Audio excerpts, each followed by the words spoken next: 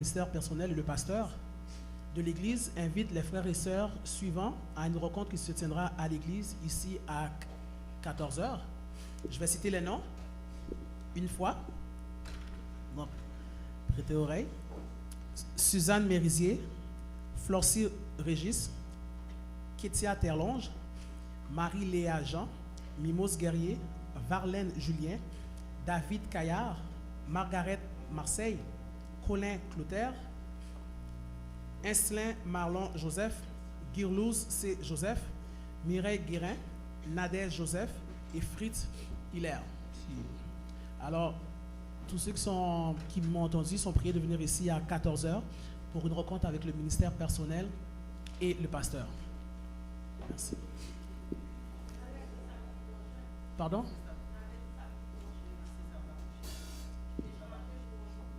Ah, on vient de me dire que c'est sabbat prochain.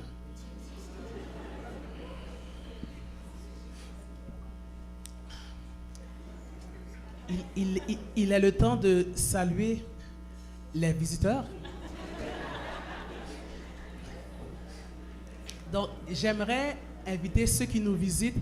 J'aimerais inviter premièrement ceux qui nous visitent et qui ne sont pas adventistes de se mettre debout pour que l'Église puisse les saluer. Est-ce qu'il y en a? Amen. Amen. Donc, le ministère personnel a un petit cadeau pour vous et on voulait le donner au nom d'Adventiste. Puis, j'aimerais savoir, est-ce qu'il y a d'autres visiteurs qui nous visitent? Adventistes ou pas? Amen. Est-ce qu'il y en a qui nous visitent? Amen. Nous sommes contents de vous voir ce sabbat matin et nous espérons vous revoir sabbat prochain. Et on aimerait juste vous dire que l'église sera toujours ouverte les sabbats matins pour vous accueillir, pour venir adorer le grand Dieu. Alors je demande à l'église de leur dire bonjour.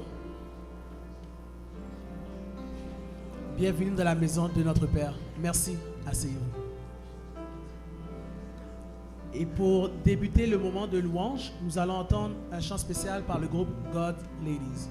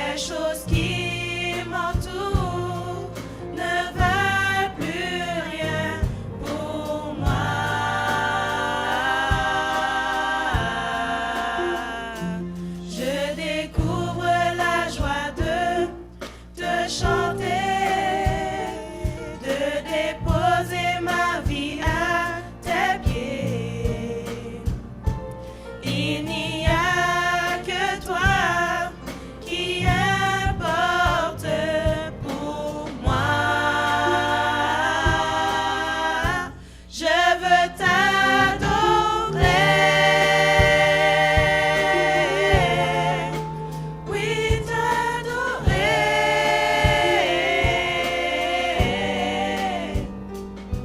Ma raison de vivre, c'est de t'adorer. Je veux t'adorer,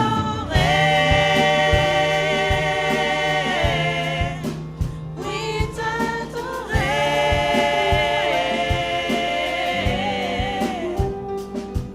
Ma raison de vivre, c'est de t'adorer.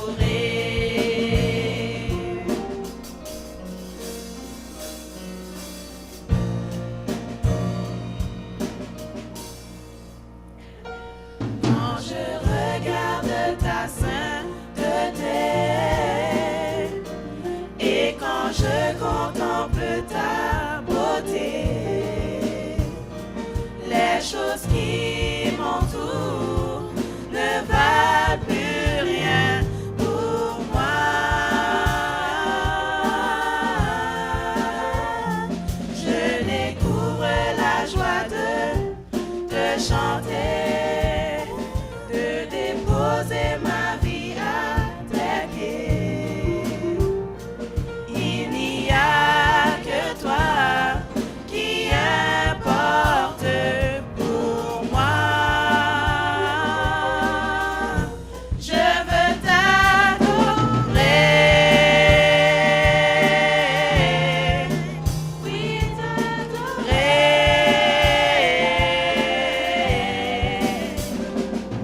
Ma raison de vivre, c'est de t'adorer. Je veux t'adorer, oui t'adorer. C'est la raison pour laquelle je vis.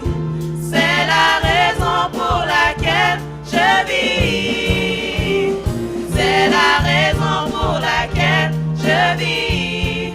Pour t'adorer, mon Dieu. C'est la raison pour laquelle je vis. C'est la raison pour laquelle je vis. C'est la raison pour laquelle je vis. Pour t'adorer, mon Dieu. C'est la raison pour laquelle je vis. C'est la raison pour laquelle je vis. C'est la raison pour laquelle je vis. Pour t'adorer, mon Dieu. C'est la raison pour laquelle je vis. C'est la raison pour laquelle je vis. C'est la raison pour laquelle je vis. Pour t'adorer, mon Dieu. Je veux t'adorer, oui t'adorer. Ma raison de vivre, c'est de t'adorer. Je veux t'adorer.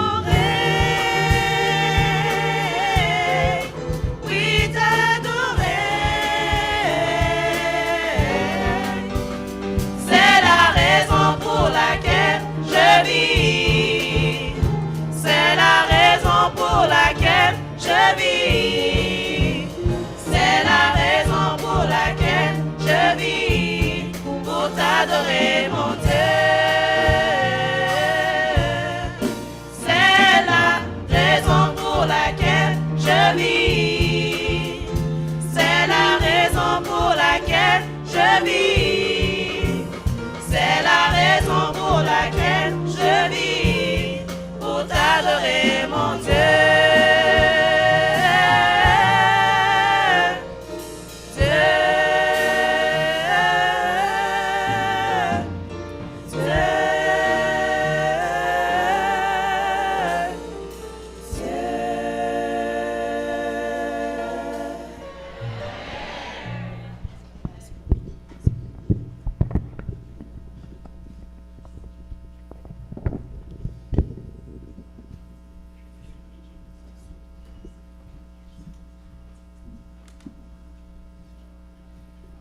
Qu'est-ce qu'on dit, chers frères et sœurs, chers amis? Nous sommes bénis ce matin parce que nous avons un autre chant spécial par la sœur Edlande Laurent.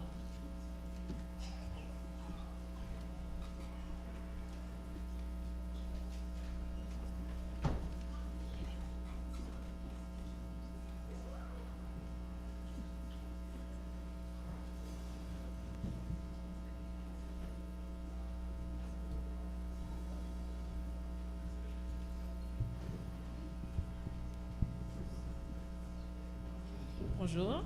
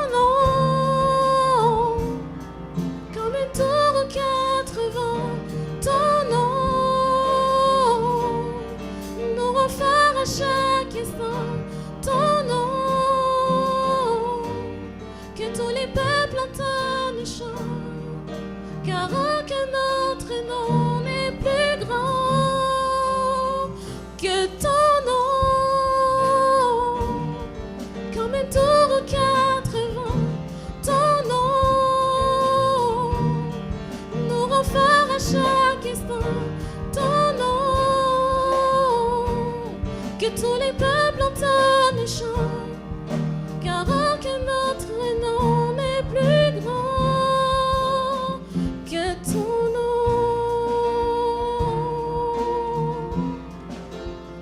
Que ton nom.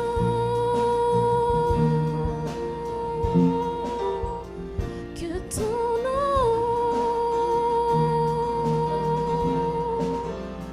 Que ton nom.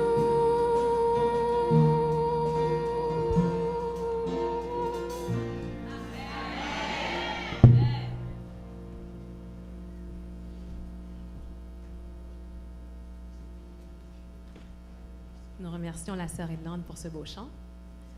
Maintenant, j'invite l'Assemblée à se mettre debout pour que nous puissions entonner notre chant thème à la page 47 de notre recueil, Un parfait sauveur.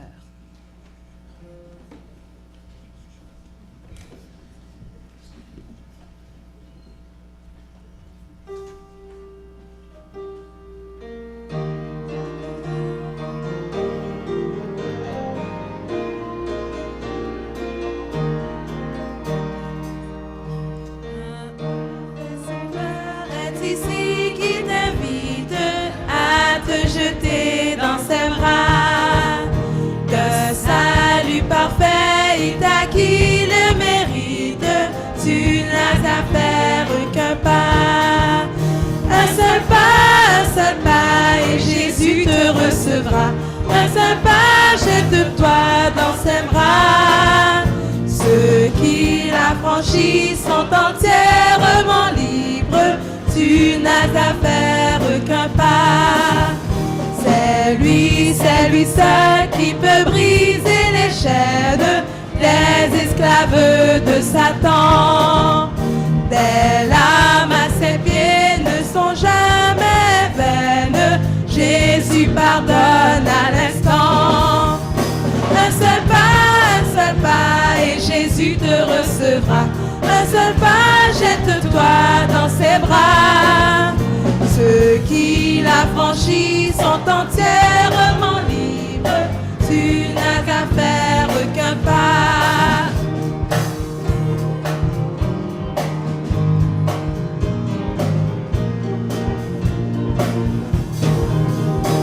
En saut pas nombreux qui fit à ta rencontre, il marcha jusqu'au trépas. Et pour te livrer à l'amour qui te montre, il ne te reste qu'un pas. Un seul pas, un seul pas, et Jésus te recevra. Un seul pas, jette-toi dans ses bras. Ceux qui la franchissent sont entièrement libres. Tu n'as à faire qu'un pas. Un seul pas, et Jésus te recevra. Un seul pas, jette-toi dans ses bras. Ceux qui la franchissent sont entièrement libres. Tu n'as à faire qu'un pas.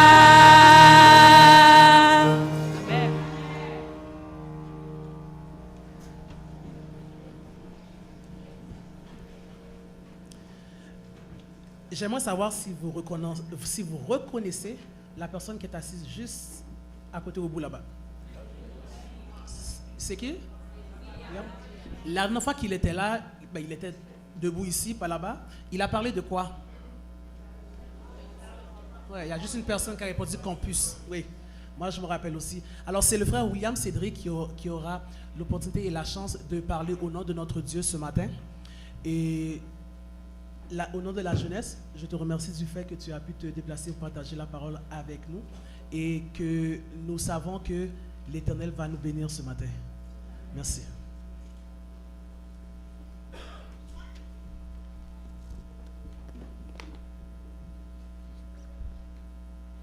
Est-ce qu'on peut retirer ça?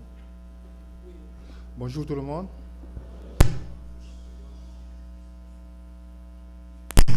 C'est bon? Je sais qu'en créole on dit comment nous y est. Comment nous y est? Amen. Je suis très content d'être avec vous aujourd'hui et c'est un privilège pour moi. C'est la première fois que je prêche ici. Et je remercie le Seigneur de venir passer ce sabbat avec vous. Et avant de prier pour qu'on entre dans le message, je vais vous demander quelques faveurs. Je viens d'une église anglophone, Norwood, si vous ne le savez pas. Et aussi, je veux que le technicien ne projette pas le verset biblique sur l'écran. Parce que ça fait 5 ans que je suis adventiste et je crois que cette église, c'est l'église du reste. Et avant d'être adventiste, quand je commençais à étudier pour comprendre c'est quoi l'adventisme, on considérait les adventistes comme le peuple de la parole de Dieu. Aujourd'hui, nous sommes devenus le peuple de l'écran. Et je vous exhorte de ne pas projeter les versets bibliques et je souhaite que vous vous asseyez. Si vous n'avez pas de Bible, asseyez-vous à côté de quelqu'un qui a une Bible parce qu'on va ouvrir la Bible ensemble. Amen. Et je ne parle pas de iPad, de iPod, je ne parle pas de ça, je parle de la Bible. Comprenez une chose, les amis, à la fin des temps, quand on va courir dans les montagnes, est-ce que vous aurez vos iPads? Est-ce que vous allez les charger? Vous n'aurez pas le temps pour charger, donc il faut avoir sa Bible. Amen. Et la deuxième chose que vous demandez, c'est de prier pour vous-même, que Dieu vous parle personnellement. Personnellement, et de prier aussi pour moi. Je vais prier, ensuite je vais vous demander 3 minutes pour vous dire quelque chose, pour vous montrer quelque chose dans la Bible. 3 minutes, et ensuite je vais entrer dans la prédication qui va durer 25 à 27 minutes. Il est conseillé de ne pas faire de longues prédications quand on lit dans l'esprit prophétie. Amen. Pour ceux qui peuvent s'agenouiller, agenouillez-vous, je vais m'agenouiller et je vais prier.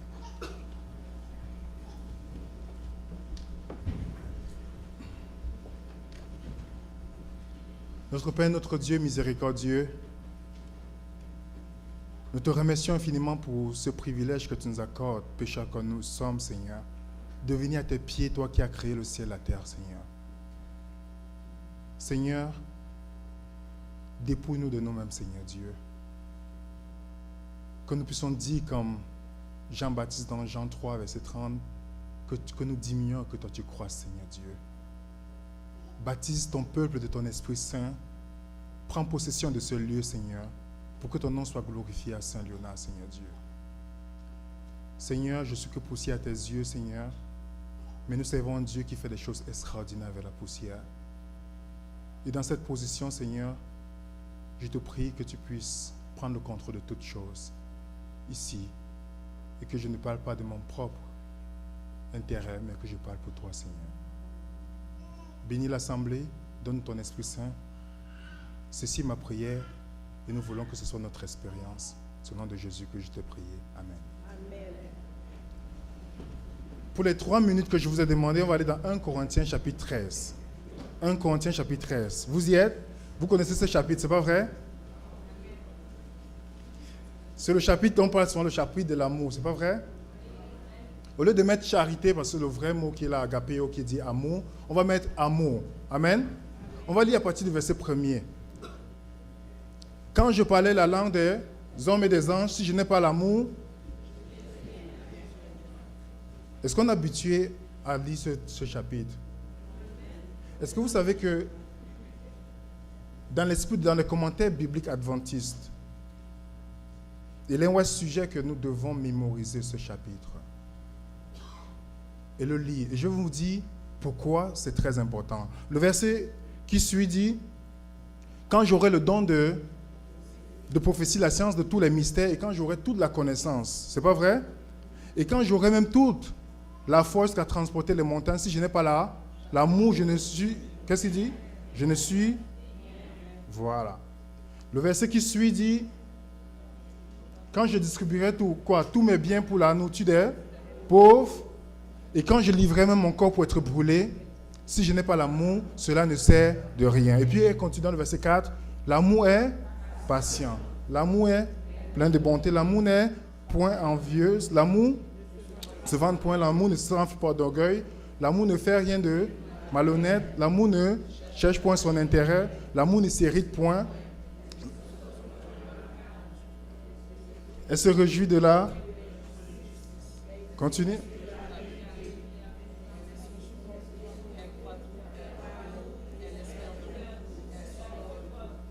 Amen. Elle supporte tout. Et dans le verset 13, elle dit quelque chose de très intéressant. Paul dit quelque chose de très intéressant. Il dit, mais de ces trois choses, la foi, l'espérance, l'amour, mais la plus grande de toutes ces choses, c'est quoi? L'amour. C'est la plus grande de toutes ces choses. Mais je vais vous poser une petite question. Si on part dans le verset 4, verset 7, remplacé par le mot amour, vous mettez votre nom, vous me dites si vous allez le lire jusqu'à la fin. Allez-y les amis. Est-ce que vous pouvez, dans le verset 4, est-ce que vous, si mon nom c'est Jean, je dis Jean est, est-ce que Jean est vraiment patient? Est-ce qu'il est plein de bonté? Si vous le lisez chaque jour et vous demandez à Dieu que vous n'êtes pas encore capable d'arriver là et que vous lui demandez la force de vous transformer pour qu'on puisse refléter ce genre d'amour, je vous assure que notre vie spirituelle sera différente. Pour ceux qui sont mariés, je vous conseille de le lire ensemble. C'est très important de le lire chaque jour, de se rappeler. Mais si vous mettez le nom de Jésus, par exemple, vous allez voir que tout ça va bien se passer. Et nous devons être comme Jésus-Christ. C'est pas vrai? C'est ce que je voulais attirer votre attention là-dessus. Le titre du message, je sais qu'on a un thème qui est le royaume de Dieu, c'est quoi? Commence quoi? Maintenant, n'est-ce pas? Et j'étais en train de poser la question, Seigneur, qu'est-ce que je dois présenter pour cette occasion? J'ai regardé le courriel et j'ai vu que c'est sûr que tous ceux qui sont passés avant moi vont présenter des points sur ce qui a été donné. Et Dieu a dirigé mon attention sur un sujet, peut-être qu'on parle, certes on en parle, mais qu'on pratique peu dans l'Église. Et au lieu de lire Jean 17, verset 3, on va lire plutôt Luc chapitre 11, le verset 1er. Et c'est l'interaction les amis, ce n'est pas une prédication traditionnelle. Amen. Luc chapitre 11, le verset 1er. Vous savez que le royaume des cieux commence maintenant. Je ne peux pas exclure le verset de Jean 17, verset 3, qui dit « La vie éternelle, c'est qu'ils te connaissent, toi le seul vrai Dieu. » Il ne dit pas « La vie éternelle, ce n'est pas d'aller vivre au ciel avec Dieu. C'est d'abord de connaître Dieu et Jésus, qu'est-ce qu'il a envoyé. » Ce n'est pas vrai? Si vous voulez aller vivre au ciel et que vous ne maintenez pas, imaginez, vous venez chez moi, vous dites que vous voulez vivre chez moi et que vous ne communiquez pas avec moi, est-ce que vous pensez qu'on peut vivre vraiment ensemble? Ça veut dire qu'il faut une communication pour que je sache qu'on peut vivre ensemble. Ce n'est pas vrai? C'est pourquoi on va partir dans Luc chapitre 11, le verset 1er. Lorsque vous y êtes, quelqu'un peut lire dans l'assemblée.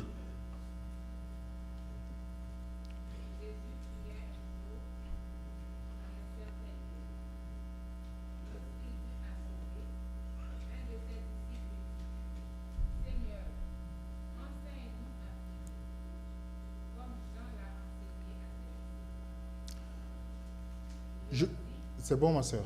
Merci. Je vous assure, les amis, en étudiant ce verset, j'étais tellement surpris. Surpris parce que je trouve ça impressionnant que les disciples voient Jésus-Christ prier, lui demandent « Enseigne-nous à prier ». Et ma question que je vais vous poser, et c'est une réflexion. Quand vous lisez les évangiles, les disciples ne sont jamais venus de voir Jésus qui lui dit « Enseigne-nous à faire des miracles ». Ils ne sont jamais venus dire à Jésus-Christ « Enseigne-nous à prêcher ».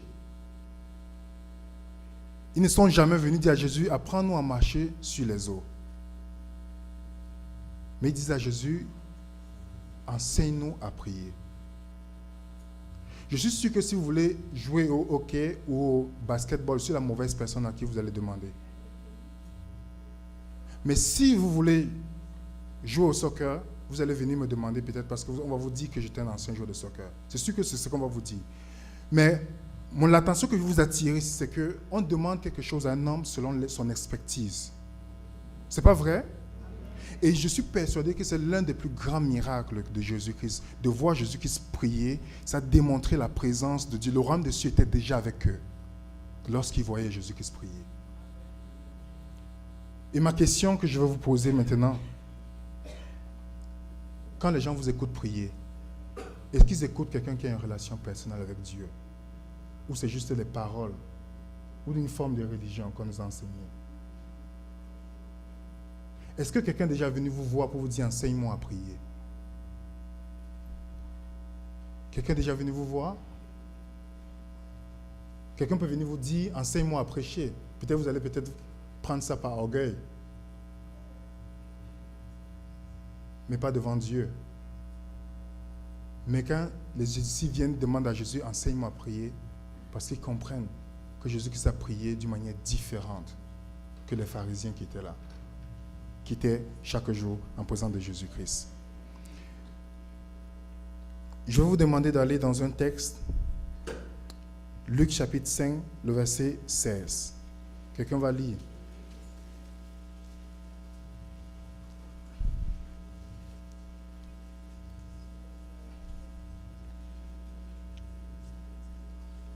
Quelqu'un peut lire?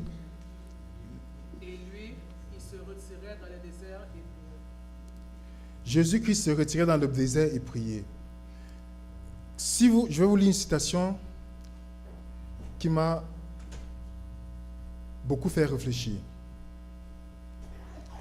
Dans le livre Meilleur chemin, page 92 à 93, voilà ce qui est écrit. Jésus sentait le besoin de prier pendant son séjour parmi les hommes. Jésus lui-même était souvent en prière. Notre Sauveur a connu nos besoins et nos faiblesses. Il nous apparaît comme un suppliant demandant constamment à son Père une provision nouvelle de force pour faire face aux devoirs et aux épreuves. Il est notre modèle en toutes choses, un frère dans nos infirmités, car il a été tenté en toutes choses, mais il était sans péché. Sa nature se révoltait contre le mal, il passait par des luttes et toutes les angoisses de l'âme auxquelles sont exposés les humains dans un monde de péché. Son humanité lui faisait de la prière une nécessité et un privilège. Il trouvait joie et consolation à communier avec son Père. Si le Sauveur des hommes, le Fils de Dieu, éprouvait le besoin de la prière, à combien plus forte raison devrions-nous, faibles, pécheurs et mortels que nous sommes, sentir la nécessité de prier sans cesse, avec ferveur? Si je vous pose la question, est-ce que vous aimez Dieu? Je suis sûr que la plupart vous allez répondre d'une manière spontanée, oui. Mais si je vous pose la question, combien de temps vous passez avec Dieu? Vous allez rester sûrement tranquille. Et par mon expérience, et ce que j'ai vu quand j'ai commencé à venir à l'église, nous faisons trop d'activités. Nous faisons trop de choses, les amis. Mais nous prions peu. Nous prions peu, les amis. Si on dit, cet après-midi, le pasteur dit, il y a étude sur la prière, l'étude biblique, vous allez voir peu de jeunes vont venir. Peu de personnes vont venir. Mais si on dit qu'il y a répétition de la chorale, vous allez voir tout le monde venir. Et je vais vous poser une question, les amis. Si chanter ou faire des activités est plus important que Dieu, c'est un danger, les amis. Et pour vous donner une petite parenthèse, ce n'est pas un hasard que Dieu avait choisi uniquement les Lévites pour chanter pour lui à l'église. Uniquement parce que c'est des gens qui devaient se consacrer à Dieu. Faire une chose pour Dieu sans connaître le Dieu qui a donné cela est un grave danger. Est un grave danger.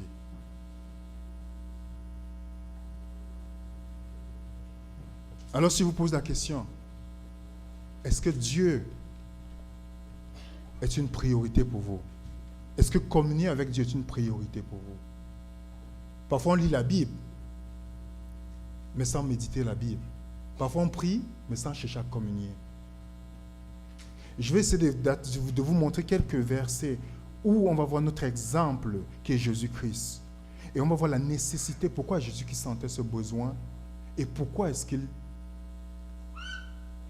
Un jour à l'étude, il y a un jeune qui vient me dire, je prie, Dieu ne répond pas parfois à mes prières. Mais Jésus-Christ, chaque fois qu'il priait, Dieu répondait. Et j'ai souvent cette question, même des parents qui viennent me poser la question quand je vais pas prêcher dans certains endroits au Canada. Et je me dis, nous n'avons pas compris que la prière, ce n'est pas de demander les choses à Dieu. La prière, c'est de connaître Dieu. Le but de la prière, c'est de connaître Dieu. Dieu répondait à Jésus-Christ parce que Jésus-Christ passait tellement le temps avec son Père que c'était plus facile pour lui d'obtenir toutes ces choses. Mais nous voulons les dons, mais on ne veut pas le donateur. Un peu comme Lucifer, il voulait la puissance de Dieu sans avoir son caractère. Et on se pose la question, pourquoi nos prières sont stériles? Et on vient à l'église tout triste. Et on montre un caractère de Dieu qui n'est même pas dans la Bible. Allons dans Matthieu. Le frère a lu Luc 5, verset 16. On a vu Jésus qui s'est retiré. Dans le livre Jésus-Christ, il est écrit que la chose que Jésus-Christ aimait le plus, c'était de passer le temps avec son Père. Je suis sûr que beaucoup d'entre nous ici partent au travail, ils veulent finir plus tôt pour aller regarder leur émission ou le match de hockey ou toutes ces choses-là. Mais peu de personnes trouvent le temps pour prier Dieu. Mais ils vont venir à l'église, Jésus-Christ arrive bientôt, Amen. Mais s'il vient maintenant, est-ce qu'on est sûr qu'on va aller avec lui? Est-ce que vous savez que le but de la relation avec Dieu, ce n'est pas de connaître Dieu intellectuellement? Est-ce que Dieu vous connaît dans votre communion avec lui? Est-ce qu'il vous connaît? Allons dans Matthieu 14, verset 23. On va lire un autre verset. Une personne peut lire, s'il vous plaît.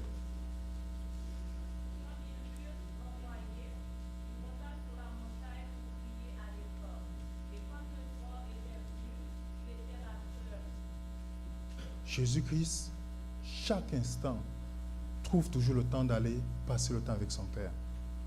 Et je vais vous poser une question. Est-ce que les gens posent la question pourquoi Jésus-Christ, il était le Fils de Dieu, pourquoi il avait tant besoin de prier? Mais vous savez aussi que Jésus-Christ était homme. Et la réponse à cette question que je trouve parfois je peux dire, la question n'a même pas de sens lorsqu'on étudie la Bible. Parce que, est-ce que c'est possible que Jésus-Christ priait parce qu'il aimait son Père? Est-ce que c'est possible qu'il aimait passer le temps avec son Père? Est-ce que c'est possible? Je pense qu'on n'y croit même pas. Vous ne pouvez pas aimer quelqu'un sans passer le temps avec la personne. Imaginez une chose, que chaque fois que je vous appelle au téléphone, c'est pour demander quelque chose. Et je cite toutes les listes que je veux, je cite ça, et vous êtes là, vous écoutez. Lorsque vous voulez parler, je raccroche le téléphone. Vous pensez que notre relation sera comment, les amis? Nous faisons la même chose avec Dieu. On pense que Dieu est un Dieu du Père Noël, où on secoue l'arbre et puis les choses tombent. Mais on oublie quelque chose. On dit que le royaume de Dieu commence maintenant. Si vous ne vous plaisez pas aux choses de Dieu maintenant, n'attendez pas que Jésus-Christ vienne. N'attendez pas. Dans Colossiens chapitre 3, le verset 1er à 4, je vais paraphraser, on dit si quelqu'un est en Christ, il doit s'affectionner aux choses qui sont en haut. Si, je dis souvent, Dieu est tellement amour que il ne permettra jamais que vous soyez triste. Si, par exemple, vous aimez encore vos films, vos compas, toutes ces choses que vous savez que Dieu n'approuve pas, si vous aimez encore toutes ces choses et que vous pensez que vous allez vivre au ciel, posez-vous la question, est-ce qu'il y a le compas au ciel? Est-ce qu'il y a toutes ces choses, les Rihanna, est-ce qu'ils sont au ciel? S'ils ne sont pas au ciel, Dieu vous aime tellement qu'il ne va jamais permettre que vous montez au ciel parce qu'il n'y aura pas rien au ciel. Et vous serez triste. Alors dans son amour, il va dire non, je ne veux pas que tu viennes ici et que tu sois triste. Est-ce que vous comprenez?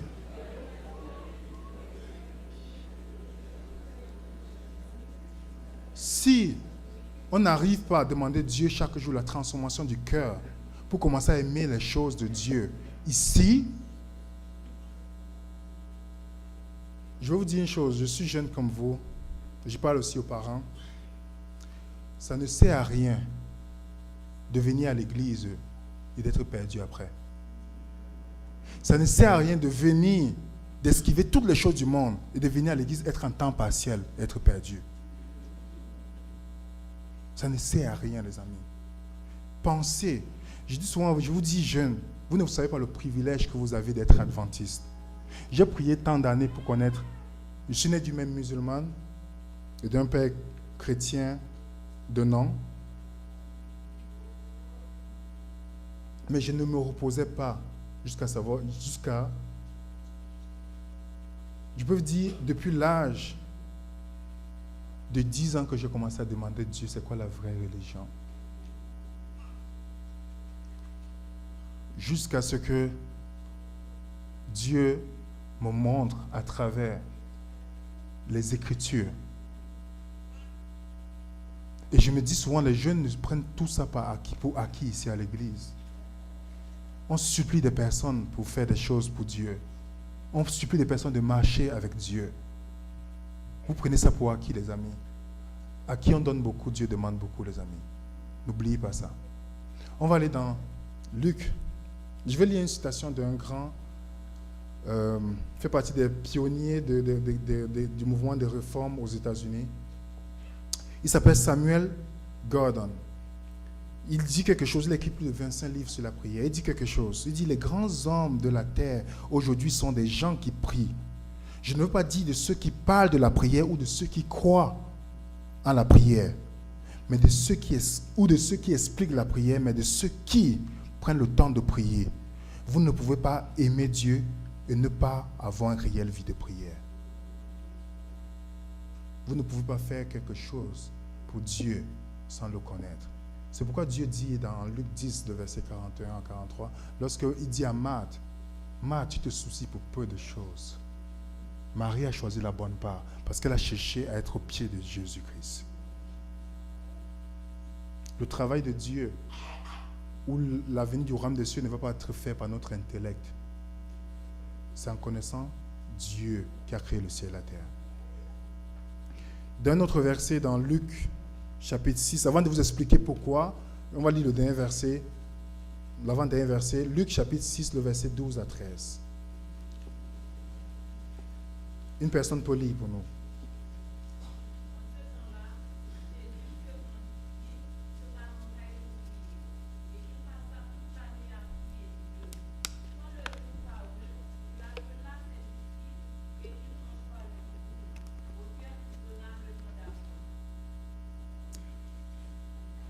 Je trouve ça impressionnant, les amis. Jésus qui se passe toute la nuit à prier pour choisir 12 disciples. Jusqu'à là, Satan a pris un. Toute la nuit. Et dans ma marche avec le Seigneur, c'était le verset où Dieu m'a challengé. Il m'a dit, oui, tu travailles dans le ministère, tu fais des choses. Il y a des décisions que tu prends sans moi la plupart du temps. Et Dieu me dit, regarde Jésus-Christ. Il a passé toute la nuit pour une décision importante.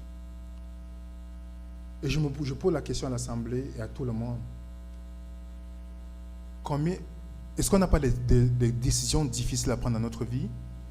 Au niveau de la carrière relationnelle, je vois les gens qui se mettent ensemble, après ils sont prêts à divorcer. Au niveau du travail, au niveau de la vie spirituelle, des choix de la vie spirituelle,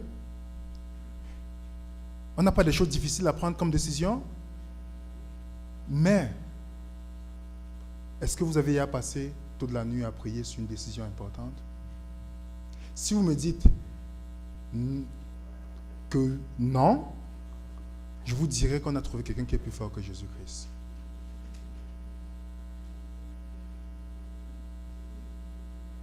Est-ce que quelqu'un a déjà passé toute la nuit en prière ici pour une décision importante?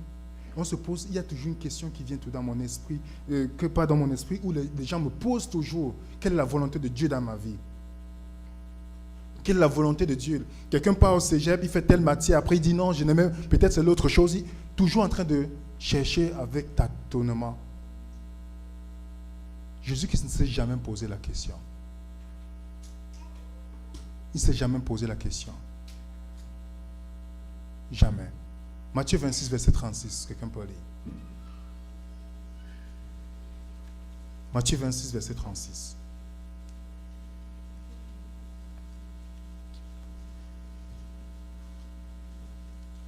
Alors Jésus arriva avec ses disciples à un endroit appelé Gethsémani et il leur dit: Asseyez-vous ici pendant que je vais là-bas pour prier. Qui peut oublier Gethsémani, les amis? Qui peut oublier la lutte qui s'est passée à Gethsémani pour notre suivi? Et Jésus-Christ est resté à genoux jusqu'à avoir cette victoire que nous négligeons aujourd'hui. Quelles sont les choses dans nos vies? Toutes ces montagnes dans nos vies, tous ces péchés que nous luttons avec. Est-ce qu'on est déjà resté toute nuit pour implorer le Seigneur, pour dire Seigneur, je veux cette victoire aujourd'hui? Et on vient toujours à l'église, on se dit non, je vais pécher aujourd'hui, demain je vais me repentir. Et notre vie devient juste des mouvements sans progrès. On n'est pas meilleur chrétien que l'année passée.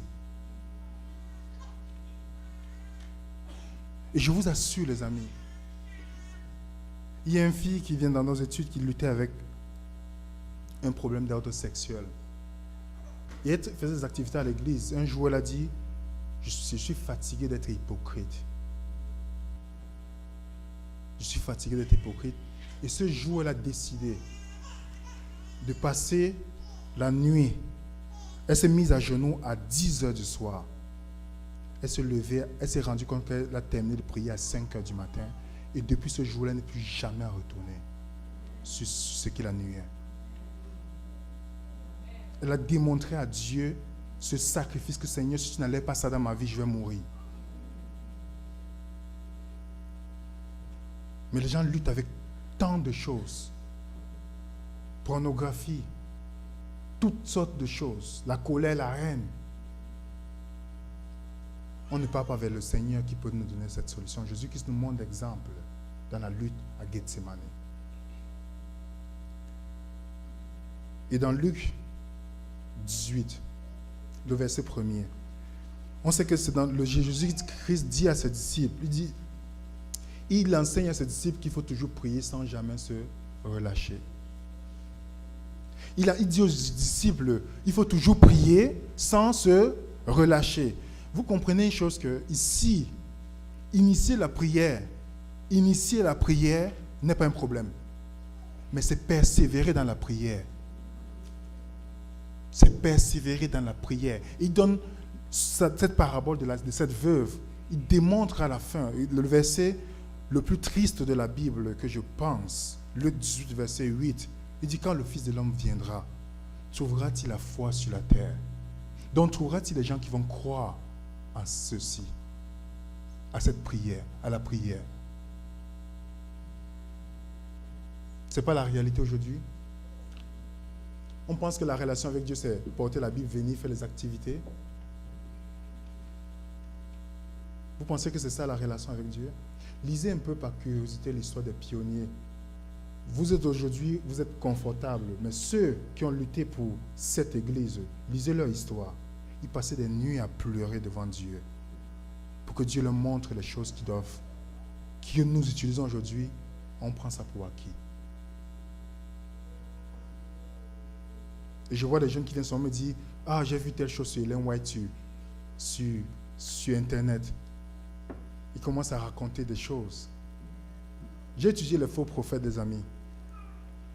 Si vous regardez les écrits d'Ellen White, c'est normal qu'elle soit attaquée, les amis. C'est normal qu'elle soit attaquée. Si vous lisez les écrits d'Ellen White, la seule manière pour voir qu'elle est inspirée de Dieu, c'est comparer avec la Bible. ce que les jeunes ne font jamais. Vu qu'elles pointent les choses que nous avons dans notre vie, on trouve les prétextes pour débarrasser ça. On préfère lire les Joyce Meyer, tous ces gens-là. On oublie l'inspiration que Dieu a donnée pour les derniers jours. Pourquoi Jésus-Christ avait besoin de prier tant? J'ai dit tout à l'heure parce qu'il aimait sûrement son Père. Mais vous savez que Jésus-Christ était homme, n'est-ce pas? On n'a pas à discuter ça, surtout quand on parle à l'église aujourd'hui. Il a pris la forme humaine, il était totalement quoi? Dépendant de son Père. Vous pouvez lire dans Philippiens 2, verset 5. Totalement dépendant de son Père. J'ai dit Philippiens 2, verset 5 à 9. Le verset que je vais vous inviter à voir, pour qu'on puisse voir la totale dépendance que Jésus avait avec son Père. Allons dans Jean 4, verset 34.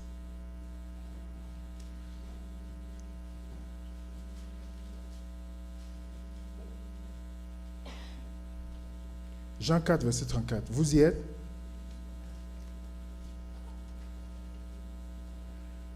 Jésus-Christ dit, ma nourriture est de faire la volonté de qui?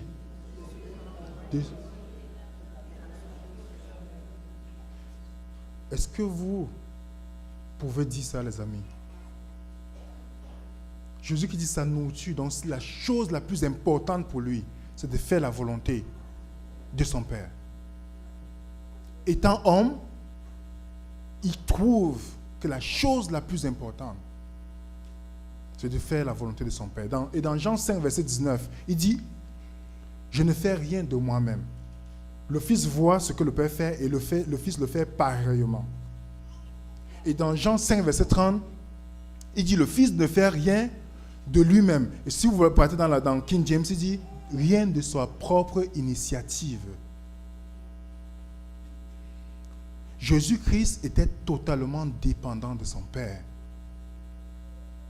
Et notre problème, c'est dépendre de Dieu. On dit, Dieu, je veux que tu contrôles ça, mais cette partie, laisse-moi contrôler. Ou je prie, je dis, Seigneur, tu dois me répondre de telle manière. Si Dieu vous répond de cette manière, il n'est plus Dieu. Il n'est plus Dieu. Jésus-Christ dépendait totalement de son Père. Et nous, c'est là où nous avons échoué, les amis. Parce que nous ne dépendons pas de Dieu. On lutte avec le moi. On lutte pour dépendre de Dieu. Tellement on est confortable. On prend les initiatives sans Dieu. Il y a un ami qu'on invite souvent prêcher en Chine. Lorsqu'il va prêcher en Chine, les Chinois lui demandent 20 prédications pour 2 jours. Et puis il demande, mais pourquoi est-ce que vous demandez 20 prédications pour 2 jours? Il dit, non, quand vous venez prêcher ici, on a soif de la parole de Dieu. On a soif de comprendre la parole de Dieu. Quand tu finis de prêcher, on a 15 minutes pour prier, pour que Dieu nous aide à appliquer ce que tu as prêché. Après, on passe au prochain sermon. Mais lorsqu'on vient à l'église, lorsqu'on le pasteur ou des personnes prêchent ou veulent donner des études bibliques, les gens n'ont pas le temps, mais ils ont le temps d'aller voir les occupations doubles et autre chose. Et puis vous vous trompez que vous aimez Dieu. Ces mêmes non-croyants que vous faites les mêmes choses avec eux sont eux qui vont vous demander, mais pourquoi tu es ici avec nous? Sont ces mêmes personnes.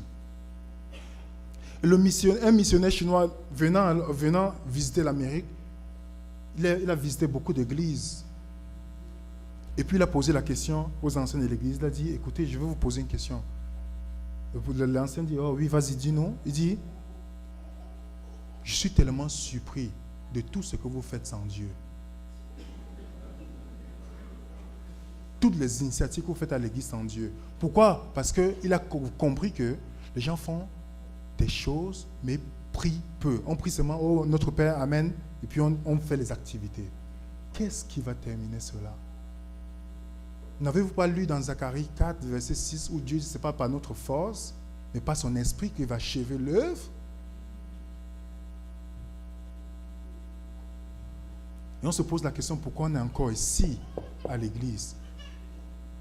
On est encore là, on voit les signes que Dieu nous envoie surtout pour son peuple, pour qu'on puisse se mettre droit avec lui, pour qu'on puisse communier avec lui. Et je vous dis une chose, vous pouvez faire la présentation sur toute forme de choses pour ne pas pécher. On peut vous dire, voilà comment vous allez résister à la tentation. Mais je vais vous dire une seule chose, la seule manière pour ne pas pécher, c'est d'aimer Dieu. C'est la seule manière. Quand nous péchons, ce n'est pas parce que le désir est grand, c'est parce que notre amour pour Dieu est petit. C'est la raison pour laquelle nous péchons. Mais si nous passons le temps avec notre Dieu, nous allons apprendre à le connaître. Aujourd'hui, on explique Jésus-Christ dans la Bible. Pourtant, on ne montre pas Jésus-Christ comme quelqu'un qu'on doit aimer. Et c'est ça que nous devons comprendre, les amis. C'est ça que nous devons comprendre.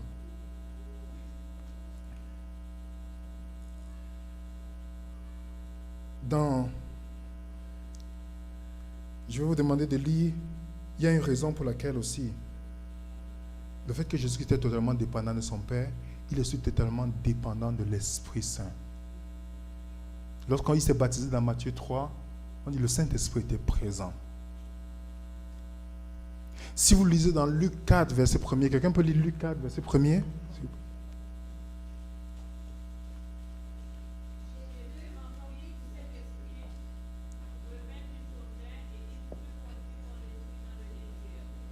Jésus remplit, c'est le Saint-Esprit qui conduit Jésus-Christ. Charles Spurgeon, ceux qui lisent souvent des livres dans la prière et autres, il dit ceci, que l'une des choses les plus dangereuses pour un chrétien, c'est de venir faire l'œuvre de Dieu sans être revêtu de son Esprit Saint. Est-ce que nous demandons l'Esprit Saint chaque jour? Et il dit encore une chose, il dit, celui qui est dans la voie de la conversion ne cessera d'implorer le Seigneur chaque jour de le revêtir de son Esprit Saint. Est-ce que c'est votre prière, votre cri chaque jour? Que le Seigneur puisse contrôler, parce que tout ce qui est charnel là est inimitié à Dieu. Et je vois les gens qui disent, Seigneur, je sais que ça c'est pas bien, mais je le fais. Je ne peux pas me résister. Oui, c'est vrai, parce qu'on n'est pas contrôlé par le Saint-Esprit. C'est pourquoi Paul dit dans Galates 5, verset 16, marchez selon l'Esprit, pas selon la chair. Et plus tard dans Luc 4, verset 14, quelqu'un peut lire Luc 4, verset 14?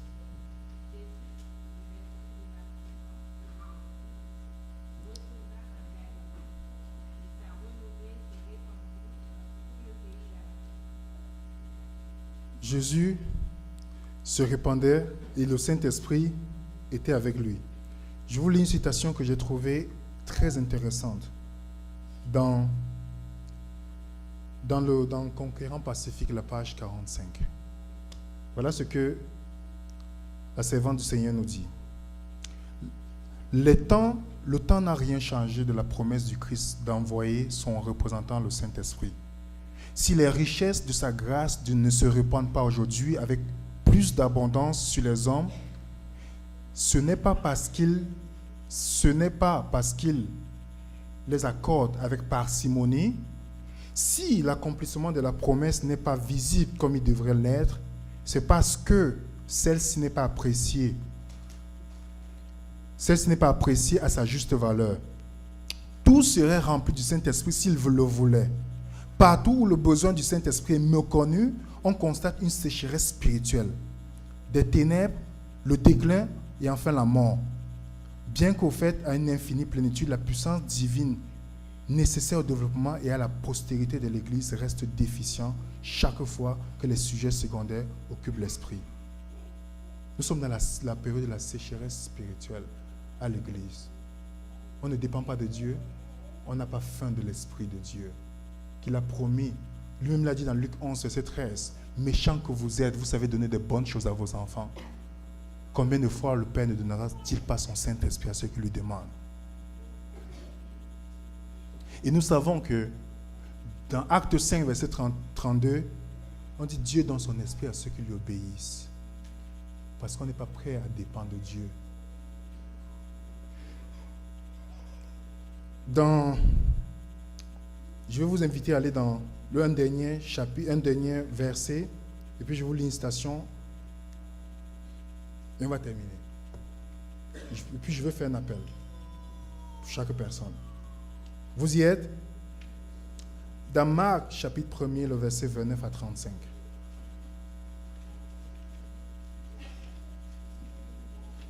Marc, quelqu'un peut lire Marc, chapitre 1er, le verset 29 à 35.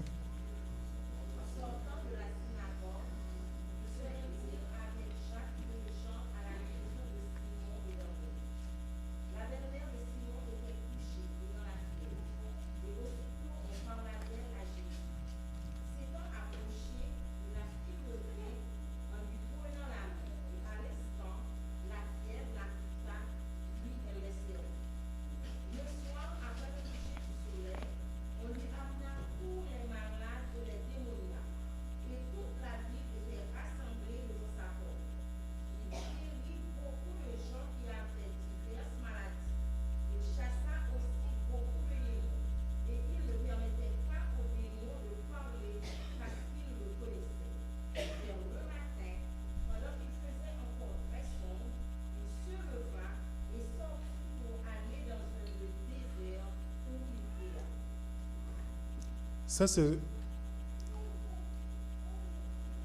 Jésus-Christ a fait une série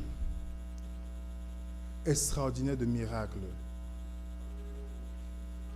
Si quelqu'un doit dire qu'il est occupé pour ne pas avoir le temps pour prier, c'est Jésus-Christ. Si quelqu'un doit dire, Seigneur, il faut que je guérisse 2 personnes avant de prier, c'est Jésus-Christ qui doit dire ça. Mais on voit que Jésus-Christ,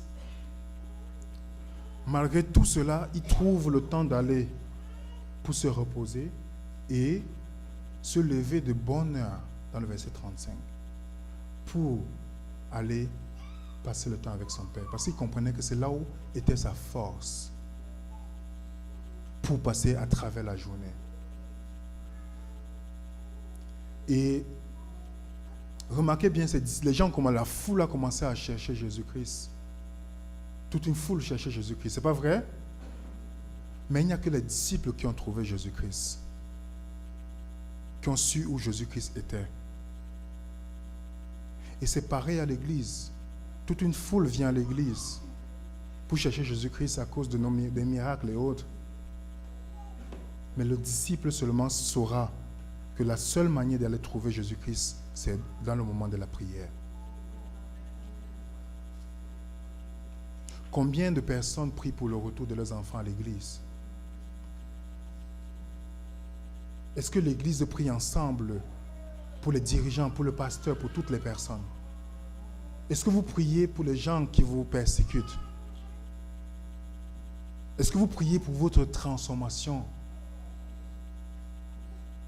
Mais on est apte à juger. Beaucoup ici sont végétariens ou végétaliens, mais mangent la chair humaine.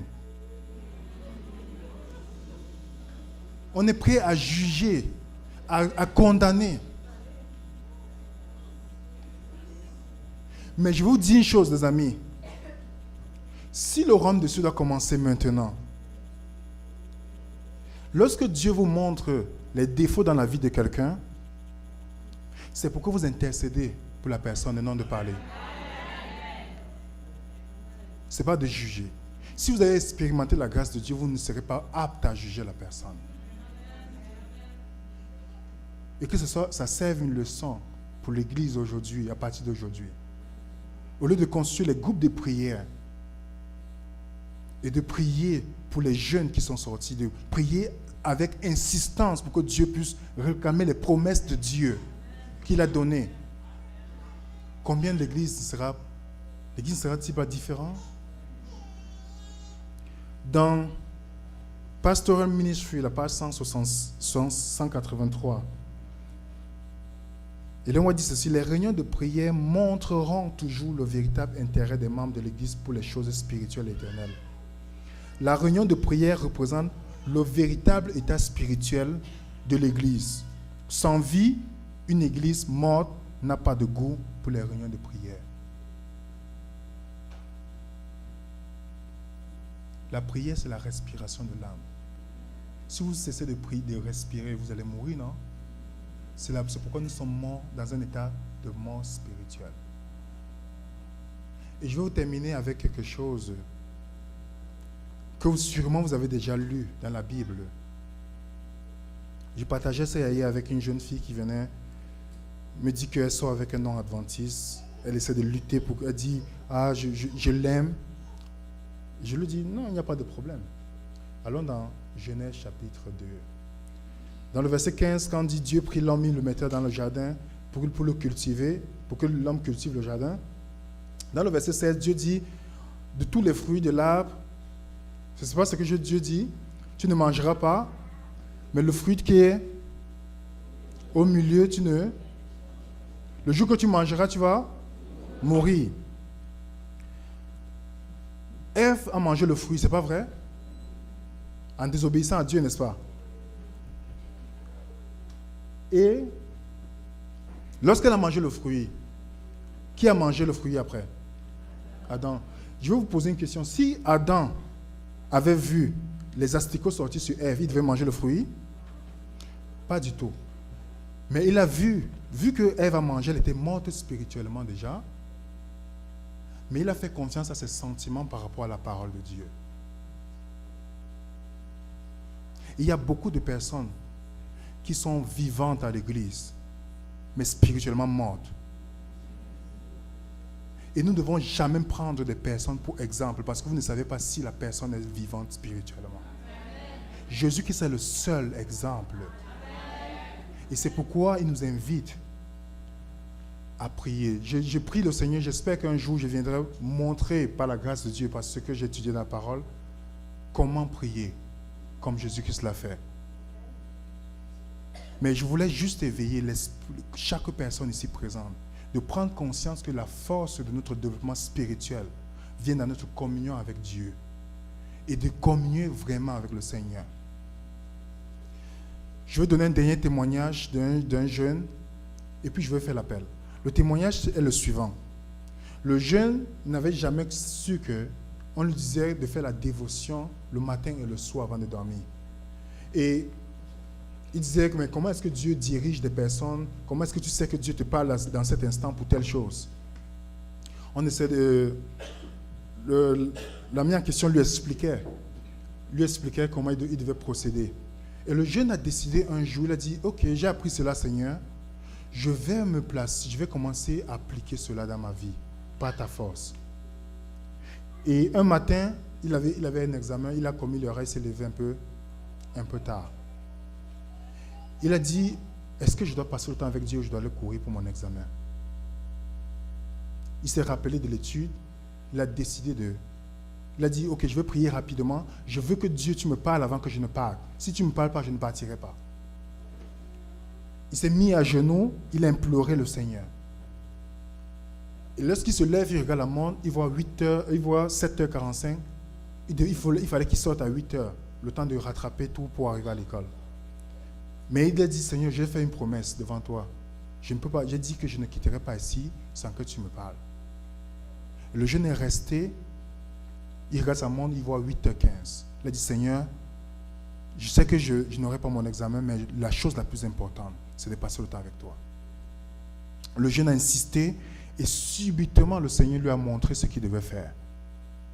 Et lorsque le jeune se levait, il était content de son expérience avec le Seigneur. Aussitôt qu'il se met sur le chemin pour aller à l'école, ses amis l'appellent pour dire que l'examen a été annulé.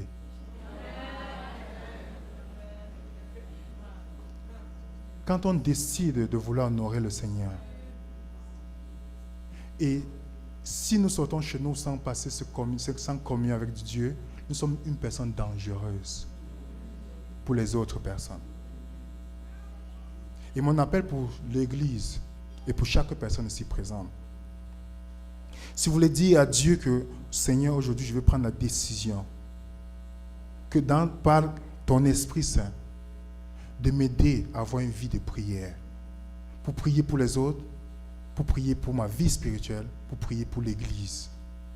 Et si c'est la décision que vous voulez prendre devant le Seigneur, je vous invite à venir et je vais inviter le pasteur à prier pour toutes les personnes. de venir devant. Je vais inviter le pasteur à venir prier. Si vous voulez répondre à cet appel pour dire, Seigneur, aujourd'hui, je vais commencer ma vie spirituelle avec toi.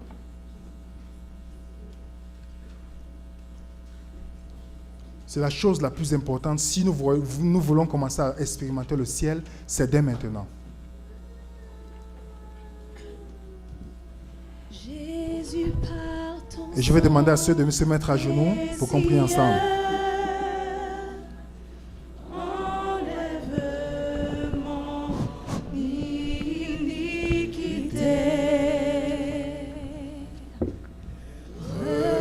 Regarde-moi du haut des cieux. Dis-moi que tu m'as pardonné.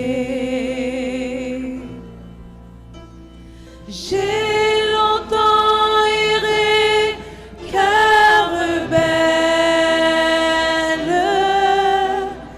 mais j'entends ta voix qui m'appelle.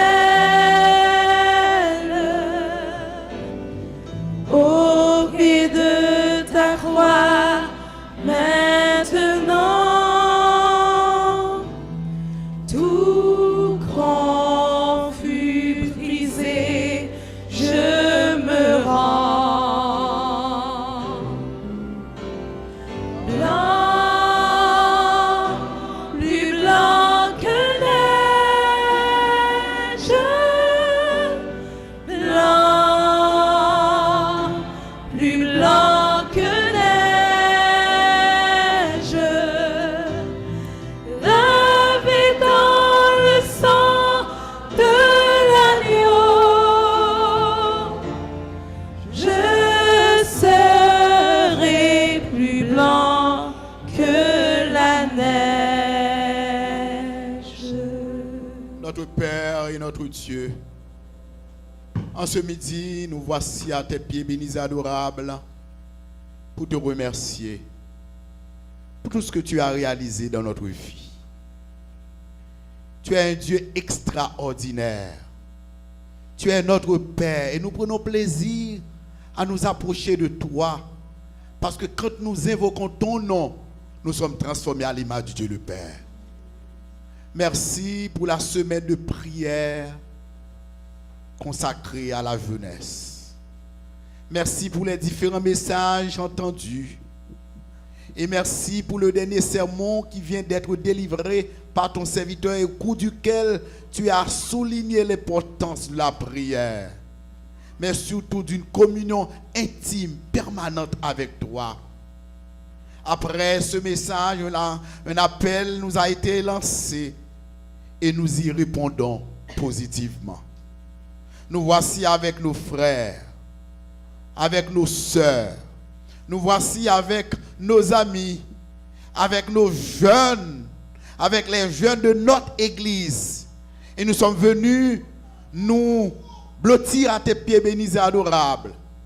Parce que nous savons d'une chose, Seigneur, quand ton nom est invoqué, nous sommes remplis de ton Esprit Saint. Nous savons une chose, Seigneur, quand nous nous approchons de toi par la prière, la porte du ciel s'ouvre et les bénédictions descendent à provision sur tes enfants. Et en ce midi, nous voulons réclamer de toi l'une des plus grandes bénédictions, c'est la présence de ton Esprit Saint. Nous aimerions, quand nous finissons de prier, que les gens qui nous regardent puissent voir en nous des gens transformés à l'image du Dieu le Père. Nous voulons cesser d'être des chrétiens morts.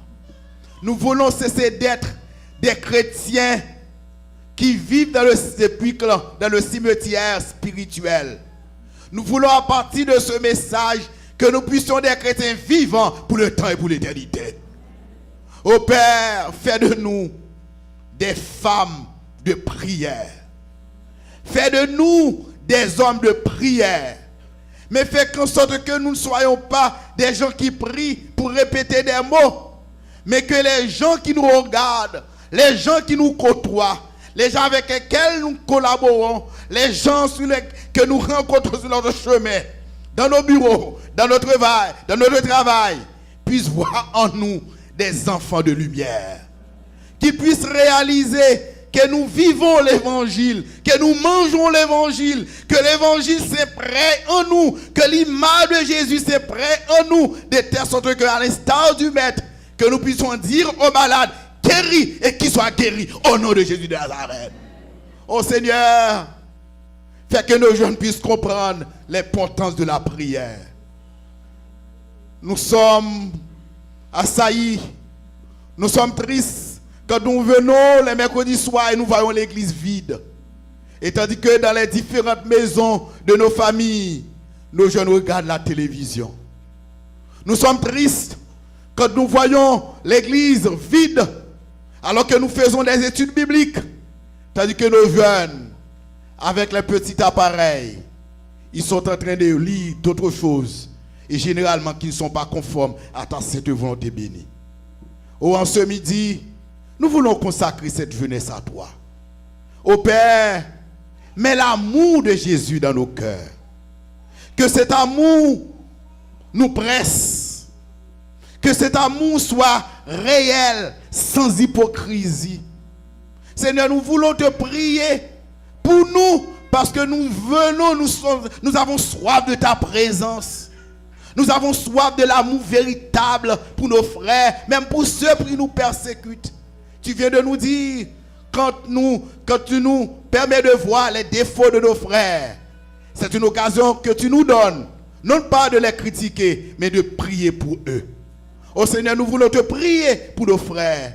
Nous voulons te prier pour nos sœurs. Nous voulons te prier pour ceux qui n'ont pas la même conception que nous, qui ne partagent pas notre point de vue. Nous voulons te prier pour nos frères, que nous puissions être de véritables chrétiens, qu'il y ait un réveil spirituel à l'église adventiste Saint-Léonard, que les gens qui visitent cette église puissent dire, c'est là où se trouve la volonté de l'Éternel. Père, bénis celui par lequel tu nous as communiqué ta sainte parole, le frère William. Il est jeune, 5 ans depuis qu'il est à l'église. Et nous sommes fiers de lui, car nous sommes convaincus. Il est un adventiste convaincu et chrétien convaincu. Ô Père, que la croix de Christ brille dans son cœur. Que l'étendard du prince Emmanuel soit élevé plus haut par lui, par ses messages. Et bénis-le de tout ce qu'il fait. Ne lui donne pas l'occasion de s'écarter de la croix de Christ. Qu'à l'instar d'autres jeunes, d'autres pionniers de l'œuvre, qui se mettent toujours au pied de la croix, qu'ils prennent la prière comme étant source de victoire, que nous puissions prendre la prière comme notre source de victoire, et que nos réunions cessent d'être des réunions moribondes, mais que nos réunions soient transformées en des réunions de miracles pour la gloire de Dieu. Et l'un des miracles que nous voulons que tu accomplisses pour nous, c'est de nous transformer à l'image de Dieu. Seigneur, bénis-nous, tandis que nous allons nous retirer devant ta face. Renvoie-nous, Seigneur, avec l'onction de ta paix et de ta grâce, et que nous puissions partir en vainqueur et pour vaincre, au nom de Jésus, lui qui vit et qui demeure au siècle des siècles. Amen. Amen. Soyons bénis au nom de l'Éternel.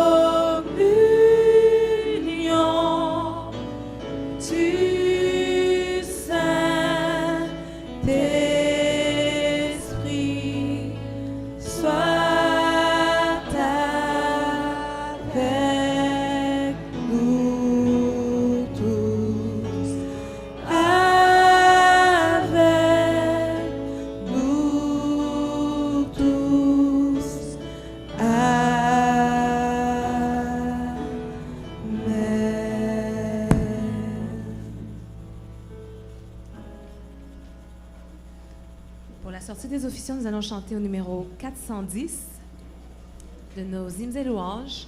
Qui sont ces gens au radieux visage?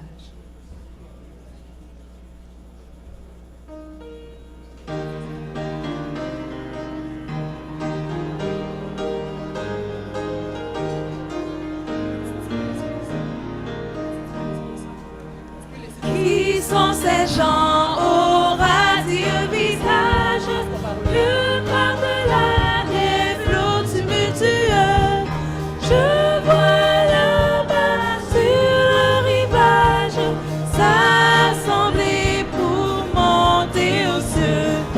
Des palmes armées et couronnées de gloire, ils vont chanter